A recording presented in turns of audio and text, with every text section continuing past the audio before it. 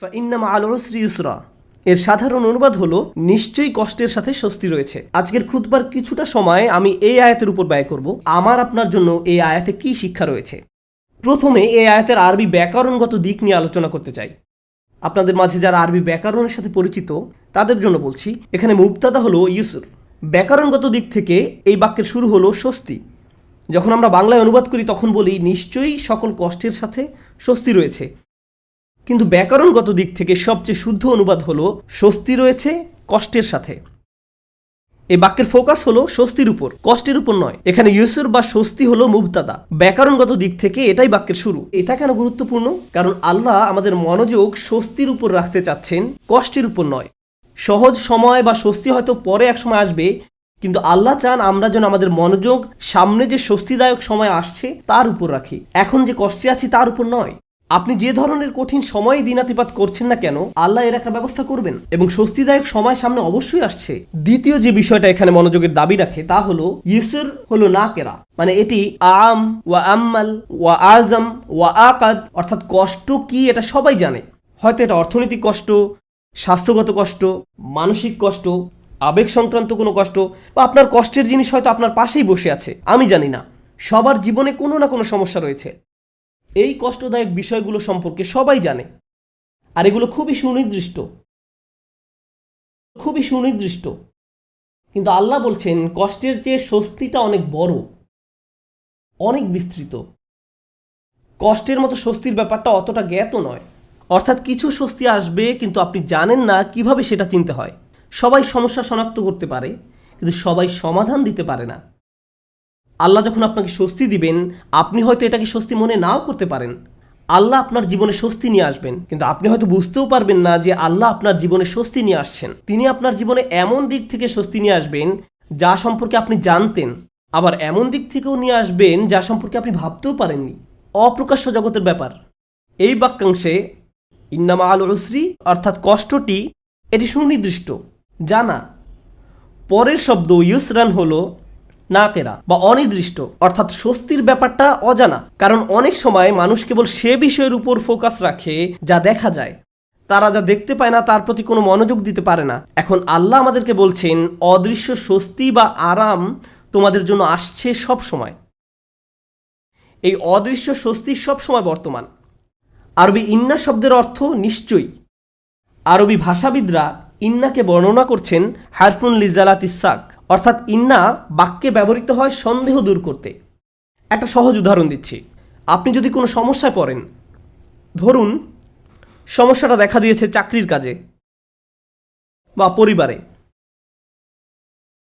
এখন কেউ এসে বলল, আরে ভাই এটা কোনো সমস্যাই না। আপনি বললেন এটা একটা বিশাল সমস্যা, অর্থাৎ সমস্যাটা সম্পর্কে আপনার মনে কোনো সন্দেহ নেই, কিন্তু সমাধান নিয়ে সন্দেহ আছে। সমস্যাটা কি, কোন দিন শেষ হবে, এই বিষয়ে আপনার সন্দেহ রয়েছে। সহজ সময় কোন দিন আসবে, কোনো সমাধান আসলেই কি আসবে, এই বিষয়ে আপনি সন্দিহান। সুতরাং সমস্যার ব্যাপারে মানুষ পুরোপুরি নিশ্চিত থাকে, কিন্তু সমাধান আসবে কিনা এই ব্যাপারে তারা সন্দেহপ্রবণ। সহজেই আমরা আশাহীন হয়ে পড়ি। আমরা চিন্তা করতে থাকি, ভাই এটা সব সময় এমন খারাপই থাকবে, কোনো দিন এই পরিস্থিতি উন্নতি হবে না। আমরা এভাবে নিজেদেরকে বলি। তো আমরা নেগেটিভের ব্যাপারে অনেক বেশি নিশ্চিত থাকি, কিন্তু পজিটিভের ব্যাপারে নিজের মনে কোনো নিশ্চয়তা থাকে না। তিনি ইন্না যে শব্দটি সন্দেহ দূর করে তা ব্যবহার করে আমাদের জানাচ্ছেন কোনো সন্দেহ নেই, স্বস্তি রয়েছে কষ্টের সাথে। স্বস্তির সাথে ব্যবহার করলেন, তিনি স্বস্তির উপর জোর দিলেন। যেন একজন মুমিন যখন এই আয়াত তেলাওয়াত করবে, সে মনে করবে আমার কষ্টের ব্যাপারে সন্দেহ থাকতে পারে, আমি সমস্যাটাকে যত বড় মনে করছি এটা আসলে ততটা বড় সমস্যা নয়, কিন্তু আল্লাহ যে স্বাচ্ছন্দ্য নিয়ে আসছেন সেটা অনেক বড় এবং নিঃসন্দেহে তা আসছে। এটা আমাদেরকে মন্দের ব্যাপারে সন্দেহ প্রবণ করে তোলে। মাঝে মাঝে কোনো কিছু হয়তো অনেক খারাপ মনে হতে পারে আমাদের মাথায়, আমাদের চিন্তায়, আমাদের অনুভূতিতে, কিন্তু বাস্তবে তা এত খারাপ নয়। কিছু মানুষ কোনো একটা সমস্যাকে তার চিন্তায় বড় থেকে বড় আরও বড় করে তোলে, শেষে সেটা নিয়ন্ত্রণ হারিয়ে ফেলে। মাঝে মাঝে আশেপাশের মানুষের সাথে যদি সমস্যাটা নিয়ে কথা বলেন, তারা এটাকে ছোট করে দেখার পরিবর্তে আরও বড় করে তোলে। তখন সমস্যাটাকে তার আসল অবস্থার চেয়েও অনেক বিশাল মনে হয়।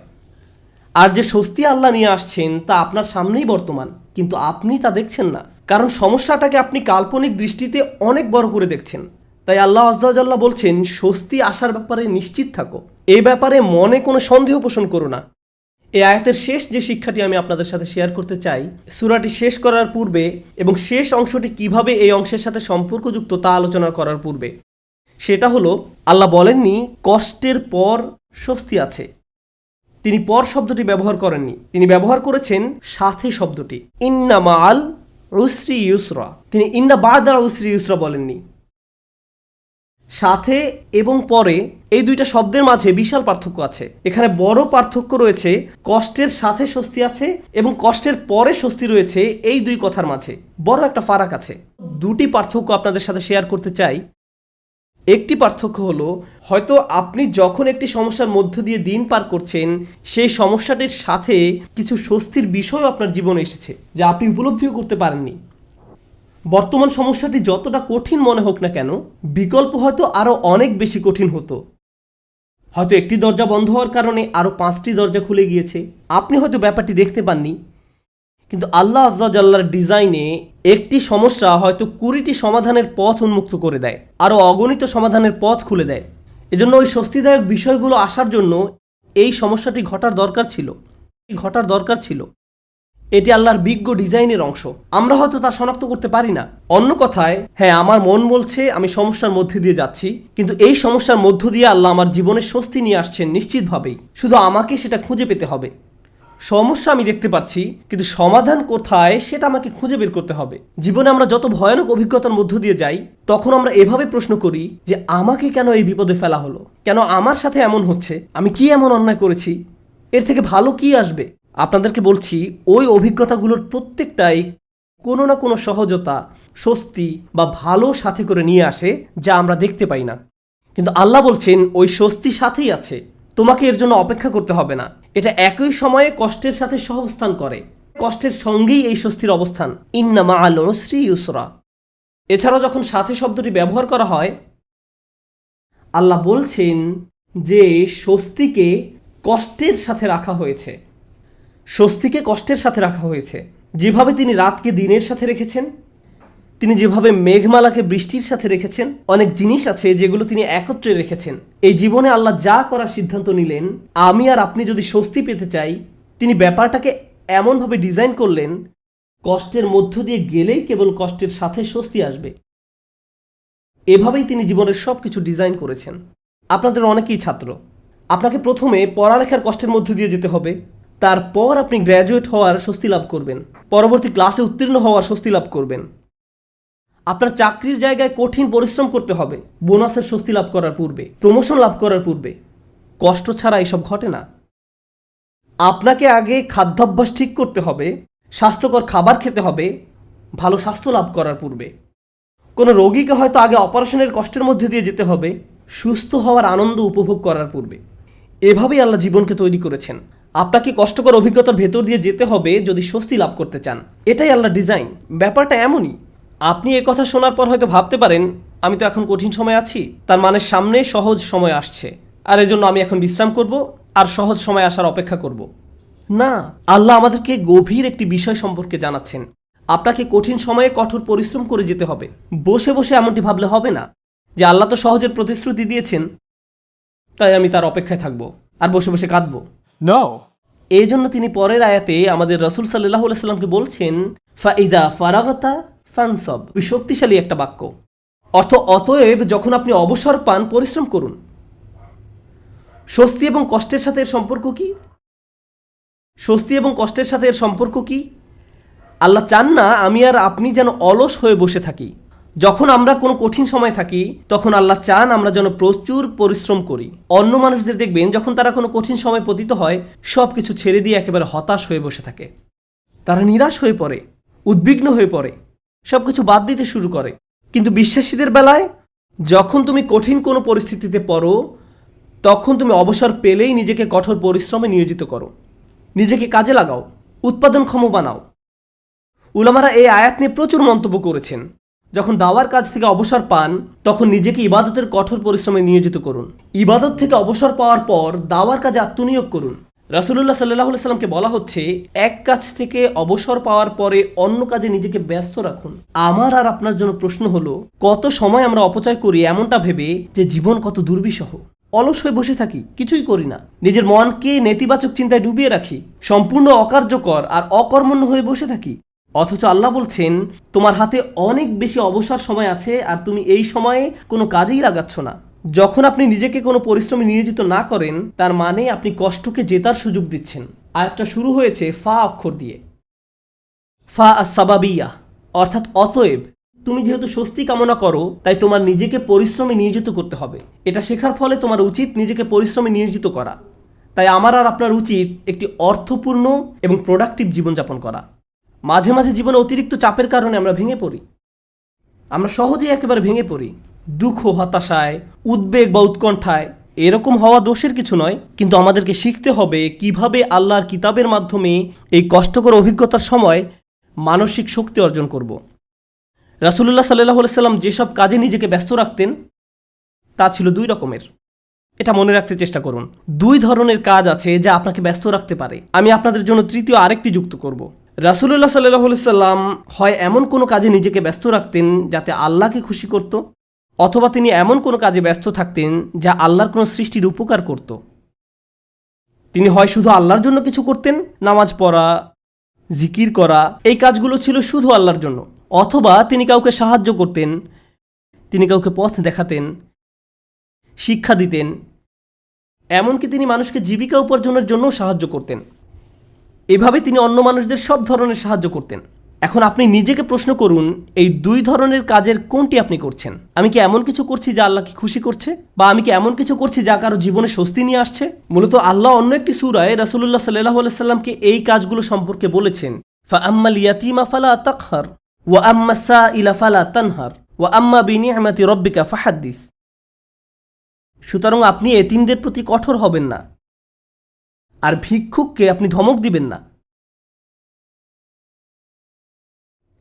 কিন্তু আপনি যখন অতিরিক্ত চিন্তা করতে থাকবেন নিজের সমস্যাগুলো কতটা খারাপ, জীবনটা কেমন দুর্বিষহ, কিভাবে সব কিছু তার গতিপথ হারিয়ে ফেলছে, কোনো কিছুই কোনো দিন ঠিক হবে না, তাহলে নিজের মাঝে আপনি অতিরিক্ত ডুবে আছেন, আপনি নিজেকে নিয়েই পড়ে আছেন। এভাবে নিজেকে নিয়ে পড়ে থাকলে আল্লাহর সাহায্য আসে না, এভাবে আল্লাহর সাহায্য আসে না। আল্লাহ বলেন ওয়া ইলা রব্বিকা ফারগব, এবং আপনার পালনকর্তার প্রতি মনোনিবেশ করুন। আমি আর আপনি যে সমস্যাগুলোর মাঝে দিন পার করছি আজ সেগুলোকে অনেক বেশি, অনেক বড় বলে মনে হয়। সমস্যা ছাড়া আর কিছু নিয়ে আমরা ভাবতে পারি না, কিন্তু একটু সামনে এগিয়ে চিন্তা করলে বুঝবেন আমরা সবাই একটা গন্তব্যের উদ্দেশ্যে ছুটছি, আর সেই গন্তব্যটি হলো আল্লাহর সাক্ষাৎ। ওয়া আন্না ইলা রব্বিকাল মুনতাহা। যদি এই ব্যাপারটা ভুলে যান যে আপনি একটি রেলগাড়ির ভিতরে আছেন, বুঝতে পারেন বা না পারেন আপনি আল্লাহর দিকে ছুটে চলছেন, আপনি কিন্তু নিশ্চলভাবে দাঁড়ানো অবস্থায় নেই। আপনার সমস্যাটি জীবন থামিয়ে দেয়নি, জীবন এখনো এগিয়ে চলছে। আমার আপনার আল্লাহর সাথে দেখা হবেই। আপনি যখন বুঝবেন আমি যাই করি না কেন এই ভ্রমণ থামানোর কোনো উপায় নেই, তখন আপনার পক্ষে নিজের গন্তব্যের প্রতি মনোনিবেশ করা অনেক সহজ হবে। এই মুহূর্তে আমি যে এলাকা অতিক্রম করছি, যে সমস্যাপূর্ণ এলাকা অতিক্রম করছি, একসময় এটা পার হয়ে যাবে, কারণ এটা আমার গন্তব্য নয়। আমার গন্তব্য হলো আল্লাহ আজ্জা ওয়া জাল্লা। এভাবে নিজের মাথায় একটা চিত্র তৈরি করুন। মনে করুন একটি পথ দিয়ে কোথাও যাচ্ছেন, আর পথিমধ্যে কোনো জায়গায় প্রচণ্ড দুর্গন্ধ নাকে এসে লাগলো।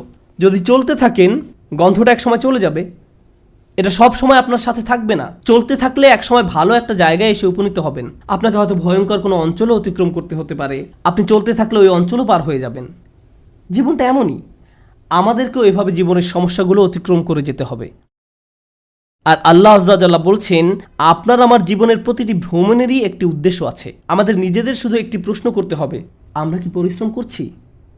দিন শেষে আমরা কি করছি? তৃতীয় যে ব্যাপারটি নিয়ে আজ কথা বলবো, আগে আমি বলেছিলাম মহানবী সাল্লাল্লাহু আলাইহি সাল্লাম হয় আল্লাহর সন্তুষ্টির জন্য কিছু করতেন, নতুবা তার সৃষ্টির উপকারার্থে কিছু করতেন। আর আমাদের বেলায় দিনের অধিকাংশ সময় আমরা আত্মসেবায় ব্যয় করি। অবশ্যই আমাদের বিভিন্ন জিনিসের প্রয়োজন রয়েছে, আমাদের খাবারের দরকার, পোশাক পরিচ্ছদ প্রয়োজন, চাকরি বাকরি করতে হবে, কিন্তু অবসর সময় আমি কি করি? আয়াতটি কিন্তু আপনার দিনের 24 ঘন্টা সময় নিয়ে কথা বলছে না, আয়াতটি আপনার ফ্রি সময় নিয়ে কথা বলছে। আচ্ছা ঠিক আছে, আপনার এক্ষেত্রে কিছুই করার নেই, আপনাকে ভোর 5টায় ঘুম থেকে উঠতে হয়, 6টার মধ্যে অফিসে পৌঁছতে হয়, এবং সন্ধ্যা 6টা পর্যন্ত অফিস করতে হয়, 7:30 পর্যন্ত ট্রাফিক জ্যামে আটকা থাকতে হয়। ঠিক আছে, কোনো সমস্যা নেই, আপনার কোনো অবসর নেই। কিন্তু যখন অবসর পান তখন কি করে সময় পার করেন? যখন ফ্রি থাকেন সে সময় কি করেন? আল্লাহ আপনার জীবনে সহজ সময় আনবেন কিনা তা নির্ভর করে আপনার অবসর সময় আপনি কি করেন তার উপরে। অবসর সময়ের কর্মকাণ্ড তা নির্ধারণ করবে। আপনি নিজের প্রতি সৎ থেকে আমাদেরকে প্রশ্ন করতে হবে, অবসর পেলে আমরা কি করি? আর আমাদের ছেলে মেয়েদের কিভাবে অবসর কাটাতে শেখাই? যখনই তারা একটু ফ্রি সময় পায় ভিডিও গেম খেলা শুরু করে, যখনই তারা একটু ফ্রি সময় পায় টিভি ছেড়ে দেয়। আমরা উপকারী কিছু করছি না, আমরা প্রোডাক্টিভ কিছু করছি না। একটু সময় পেলে আমরা স্বার্থপর বিনোদনে ব্যস্ত হয়ে পড়ি, স্বার্থপর ভোগবিলাসে যুক্ত হয়ে পড়ি। মাথার মধ্যে শুধু এই চিন্তাগুলো ঘুরপাক খেতে থাকে, দুপুরে কি খাবো, রাতে কি খাবো, কোন সিনেমাটা দেখবো, কিছু দেখতে চাও, কিছু খেলতে চাও। দিন রাত সারাক্ষণ শুধু বিনোদন, ভোগবিলাস আর অর্থহীন রঙ্গরসে ডুবে থাকা আমাদের জীবন এমনই হয়ে গিয়েছে। কিভাবে এটা ফানসাব? এটা ফানসাব নয়, আল্লাহর এই নির্দেশে ফাইজা ফারাগতা ফানসাব। কোনো ব্যক্তি যদি এভাবে আমোদ প্রমোদের মাঝে নিজেকে হারিয়ে ফেলে তখন কি হবে জানেন? এগুলো তার জীবনকে আরো কঠিন করে তুলবে। আমি বলছি না আপনি কোনো কিছু খেলতে পারবেন না বা কোনো ধরনের বিনোদন করতে পারবেন না। আমি জানি এটা গ্রীষ্মের সময়, স্কুল ছুটির কারণে বাচ্চারা এখন খেলাধুলা করতে চায়, এটা ঠিক আছে। কিন্তু তাদেরকে একই সাথে শেখাতে হবে কিভাবে সময়ের উত্তম ব্যবহার করতে হয়। তারা এটা শিখতে পারবে না যদি তারা আপনার কাছ থেকে না শেখে। আমরা যদি অবসর সময় পেলেই অপচয় করা শুরু করি, অর্থহীন কাজে নষ্ট করে ফেলি, উপকারী কোনো কাজে সময় ব্যয় না করি, তাহলে তারাও এই অভ্যাস আমাদের কাছ থেকে আয়ত্ত করবে। আমরা দৃষ্টান্ত রেখে যাচ্ছি, আমরা আমাদের আচার আচরণকে তাদের জন্য অনুকরণীয় হিসেবে উপস্থাপন করছি। আমরা এই আয়াত অনুযায়ী জীবনযাপন করলে তারা প্রশ্ন করবে, কেন তুমি সারাক্ষণ ব্যস্ত থাকো? কেন আমরা সব সময় কাউকে না কাউকে সাহায্য করি? আমরা এতবার মসজিদে কেন যাই? আমরা সারাক্ষণ এটা ওটা শিখছি কেন? আমাদের অবসর কোথায়? ফাইদা ফারাগতা ফানসাব, অর্থাৎ অতএব যখন অবসর পান পরিশ্রম করুন। فإن مع العسر يسرا إن مع العسر يسرا فإذا فرغت فانصب وإلى ربك فارغب। নিশ্চয়ই কষ্টের সাথে স্বস্তি রয়েছে। এই নির্দেশগুলো আল্লাহ আমাদের মহানবী সাল্লাল্লাহু আলাইহি সাল্লামকে প্রদান করেছিলেন। এই বিষয়গুলোর উপর ফোকাস করতে তাকে নির্দেশ দেওয়া হয়েছিল সাল্লাল্লাহু আলাইহি সাল্লাম। আমরা যদি আমাদের জীবনকে উন্নত করতে চাই, আমাদেরকেও এই শিক্ষাগুলো নিজেদের জীবনে বাস্তবায়ন করতে হবে। আমাদের সবারই জীবনে কোনো না কোনো সমস্যা রয়েছে। একটি সমস্যার সবচেয়ে বড় কঠিন দিক কোনটি? সমস্যার বাহ্যিক দিক মোকাবেলা করা সবচেয়ে কঠিন নয়, সবচেয়ে কষ্টকর ব্যাপারটি ঘটে আমাদের হৃদয়ে। সবচেয়ে দুরূহ ব্যাপার হলো সমস্যার সময় আমার অনুভূতি নিয়ন্ত্রণ করা। এটা আমাকে পুরোপুরি অসার, নিস্তেজ বানিয়ে দেয়। এখন সূরাটির দিকে লক্ষ্য করুন। প্রথমে যে স্বস্তি আল্লাহ আমাদের রাসূল সাল্লাল্লাহু আলাইহি সাল্লামকে প্রদান করেন, আলাম নাশরাহ লাকা সাদরাক, হে নবী আমি কি তোমার বক্ষদেশ প্রসারিত করে দেইনি? আমি তোমাকে প্রশান্তি দান করেছি। এখন মানুষ যখন শুনতে পায় আল্লাহ সুবহানাহু ওয়া তাআলা মহানবী সাল্লাল্লাহু আলাইহি সাল্লামকে মানসিক প্রশান্তি দান করেছেন, একজন মানুষের জন্য সম্ভাব্য সবচেয়ে যাতনাদায়ক সময়েও তিনি মানসিক দিক থেকে প্রশান্তিতে ছিলেন। ফাইদা ফারাগতা ফানসাব ওয়া ইলা রাব্বিকা ফারগাব, অতএব যখন অবসর পান পরিশ্রম করুন এবং আপনার পালনকর্তার প্রতি মনোনিবেশ করুন। আমরা যদি এই কাজটি করতে পারি তাহলে আশেপাশের মানুষ আমাদের সম্পর্কে যাই বলুক না কেন এতে কিছুই যায় আসে না। বাহ্যিক দিক থেকে আমরা যে সংকটেই থাকি না কেন তাতেও কিছু যায় আসে না। আমরা মানসিক দিক থেকে দারুণ প্রশান্তিতে থাকবো। অন্য সবাই তো কাঁদবে, নার্ভাস হয়ে থাকবে, কিন্তু আপনি নিজেকে প্রশান্ত পাবেন, কারণ আপনি এই মহাসত্য অনুযায়ী পথ চলেছেন। আমি দোয়া করি আল্লাহ আজ্জা ওয়া জাল্লা যেন আমাদের সবার অন্তরে প্রশান্তি দান করেন। আল্লাহ আজ্জা ওয়া জাল্লা আমাদেরকে ওই সমস্ত মানুষদের অন্তর্ভুক্ত করুন আল্লাহর করুণায় যাদের হৃদয় উন্মুক্ত হয়ে পড়েছে এবং বক্ষ প্রসারিত হয়েছে। আমি দোয়া করি আল্লাহ আমাদের দৃঢ় মনোবলওয়ালা মানুষদের অন্তর্ভুক্ত করুন যেন আমরা আমাদের সময়ের সর্বোত্তম ব্যবহার করতে পারি এবং এর ফলে আল্লাহ আজ্জা ওয়া জাল্লা আমাদের জীবনের কষ্টের চেয়েও বহু গুণ বড় স্বস্তি নিয়ে আসেন। বারাকাল্লাহু লি ওয়া লাকুম ফিল কুরআনিল হাকিম ওয়া নাফা'নি ওয়া ইয়্যাকুম বিল আয়াতি ওয়াজ যিকরিল হাকিম।